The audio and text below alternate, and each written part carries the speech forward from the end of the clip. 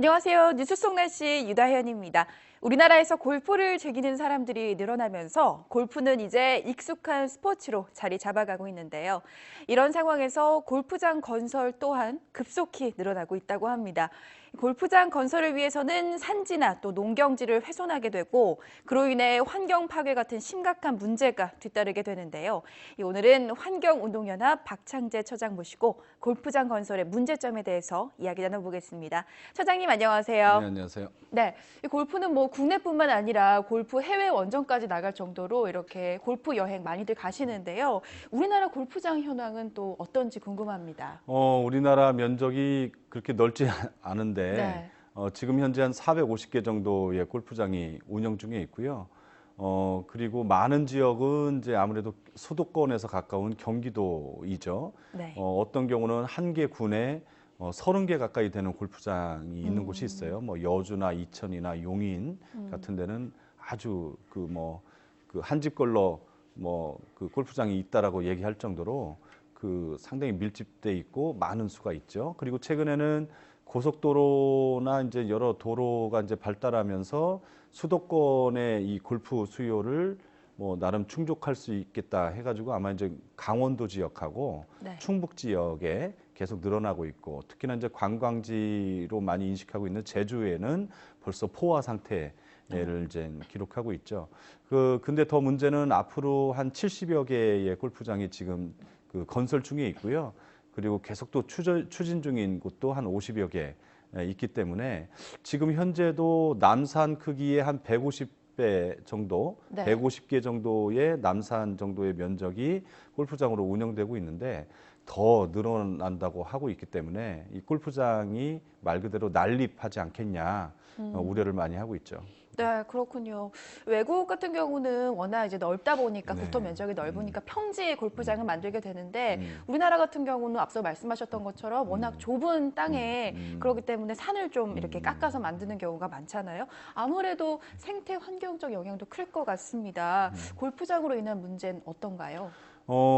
가장 큰 문제는 이제 산지를 주로 깎기 때문에 또 한편에서 골프장을 추진하는 쪽에서는 이거 자체가 이제 뭐 잔디를 깔고 하기 때문에 아파트를 짓거나 뭐 공장을 짓는 것보다는 그 녹지를 조성하는 것이기 때문에 환경적인 게 아니냐 뭐 이렇게 이제 얘기를 하는데 실제로 그 산림 생태계를 유지했을 때 홍수 예방이라든지 물을 머금고 있으면서 그리고 경관을 계속 아름답게 제공한다든지 그리고 산림 생태계가 이제 수많은 동식물의 서식처로서 이런 이제 생태적 기능이 이제 높잖아요. 네. 근데 이런 것과 비교를 했을 때는 말이 녹색이지 사막과 다름없다. 그래서 녹색 사막이라고 이제 많이 불리우죠. 그리고 실제 이제 맹독성 농약이라든지 또 이제 풀이 많이 나면 안 되기 때문에 제초제를 많이 쓰고 있죠, 여전히. 네. 그리고 이제 두더지나 쥐 같은 이제 설치류들이 이제 많이 구멍을 파는 습성이 있는데 이런 것들이 그 서식하지 못하게 만들기 위해서 또 그 살충제도 이제 많이 쓰고 있죠. 그러다 보니까 하류 지역에 그 이제 수질 오염이나 농경지의 어떤 농업용수 오염 이런 문제들로 인해서 주민들의 반발도 큰 상황이고요. 가장 큰 건 물리적으로 이 산림 자체가 평지화되고 그 변화된다라는 게 가장 크고 화학적으로는 아까 농약 같은 여러 가지 이런 문제 그리고 생물학적으로도 이제 서식지가 단절되기도 하고 서식지가 사라지고 하면서의 문제 등이 있다고 볼 수 있죠. 네, 방금 맹독성 농약 그리고 제초제를 언급하셨는데요. 골프장에서 운동을 하면 이런 농약이나 또 제초제로부터 안심할 수 있나요?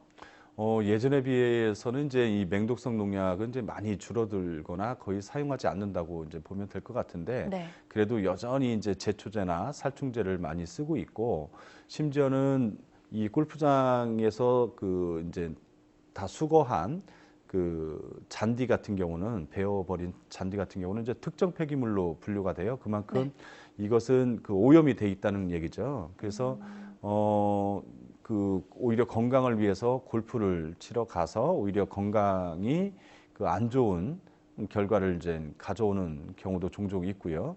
그래서 여기서 오랫동안 또 종사하는 가끔 우리가 이 골프장을 이용하면 뭐 덜하겠지만 여기에서 뭐 오랫동안 종사하는 뭐 캐디라든지 그 종업원들 같은 경우는 뭐 구토라든지 여러 그 몸의 이상 증세들을 호소하는 경우가 상당히 많이 있습니다.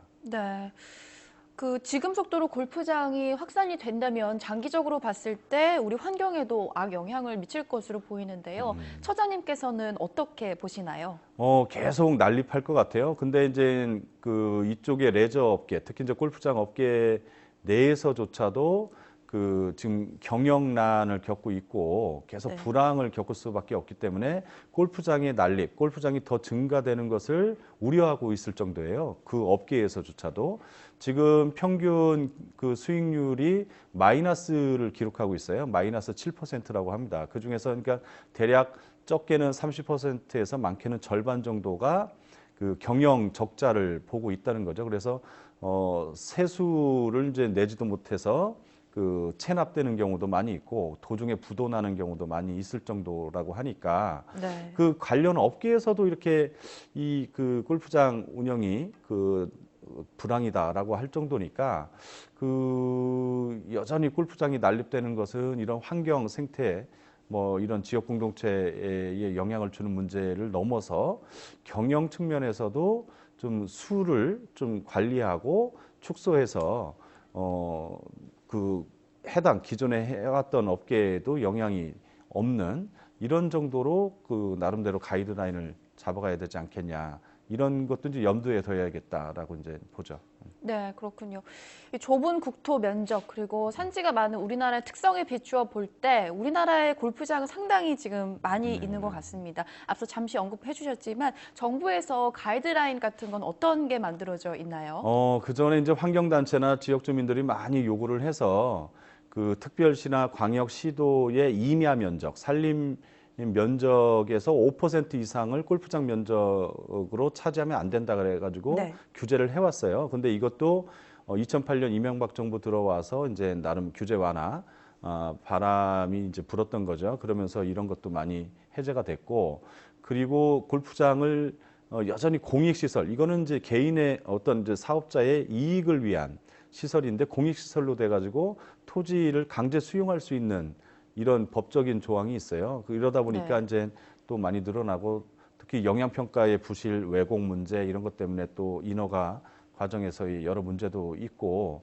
특히나 뭐 세수 증대라든지 일자리 창출을 많이 얘기하지만 실질적인 세수입이나 일자리 창출은 상당히 미약하다고 합니다. 그렇기 때문에 이런 여러 가지를 종합해 봤을 때 과연 우리나라는 현재도 넘쳐나고 많은데 계속 농업 환경을 저해해 가면서 아니면 산지 면적을 줄여가면서 또 규제를 계속 완화시켜서 네. 또 골프장 업계도 힘들다고 하는데 계속 늘려가야 되냐에 대해서 정말 심각하게 생각해 봐야 될 것 같습니다. 네, 알겠습니다. 오늘 말씀 잘 들었습니다, 처장님. 네, 고맙습니다. 골프장 건설의 경우 넓은 면적을 필요로 하기 때문에 환경에 미치는 영향은 더욱 클 수밖에 없습니다. 자연 생태계와 또 생물의 다양성 보존에 큰 영향을 주기 때문에 여러 기관의 충분한 상황 논의가 이루어져야 하는데요. 무분별한 골프장 개발로 인해 환경에 피해가 더는 없도록 합리적인 해결책 마련이 시급해 보입니다. 뉴스 속 날씨 오늘 준비한 이야기는 여기까지입니다. 시청해주신 여러분 고맙습니다.